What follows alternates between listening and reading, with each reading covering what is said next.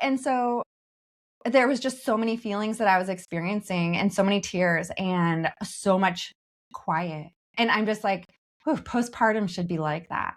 Like nobody touched me. Nobody said anything to me. Everybody was quiet. Nobody was like, "You can do this. More push harder on this next contraction. Do this." No, it was quiet. It was peaceful. There was only my own. I was in my primal body with no outside voices, nobody touching me. And it was just the best birth experience. And yeah. And so after she was born, again, like I said, I protected her through the pregnancy without being involved in the system. I protected her at birth by not being involved in the system because you know that if I'd had her, even with a midwife, right, there would have been so much fear and chaos. And I don't know that I would have been in a space of clarity. And I definitely wouldn't have been in a space, it would have taken me out of my intuitive knowing. Oh yeah. 100%. So me being in a space with everybody that was just like, "Mama, we trust you." Like, they put it all like, this is all on you. Your call, whatever without any words, Liv. There were no words. Nobody said anything. It was just like this knowing in my living room.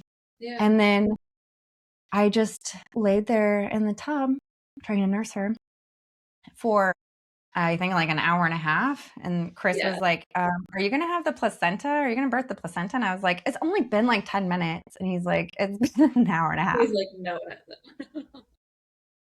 And so, speaking of that euphoric state, I was gonna say, I really and don't think we realize. Like as soon as you no, push your baby out and you're sitting there and you literally think time goes by so fast, but you don't feel like it's fast at all. no, yeah. So yeah, I ended up just like getting back on my knees, birthing the placenta, and then they were like, "Do you want to go to your bed?" And I was like, "Yeah." And so I just went and laid in bed with her, of course, on the placenta for, I mean, I don't even know how many hours. We just laid there like that. And I don't even know if it was, I don't even know how many hours later, if it was like a full day. I mean, I know we didn't name her for several days. Like we didn't know if it was going to be a boy or a girl, and we certainly didn't know anything else that we discovered. So, yeah. So, um, such a beautiful experience. And I am so grateful that God gifted me that moment of clarity, whenever that was, to not involve myself in the medical system with Dot's pregnancy and birth and even postpartum. Like she's going to be 3 years old in a couple weeks. And yeah, I've still never taken her anywhere.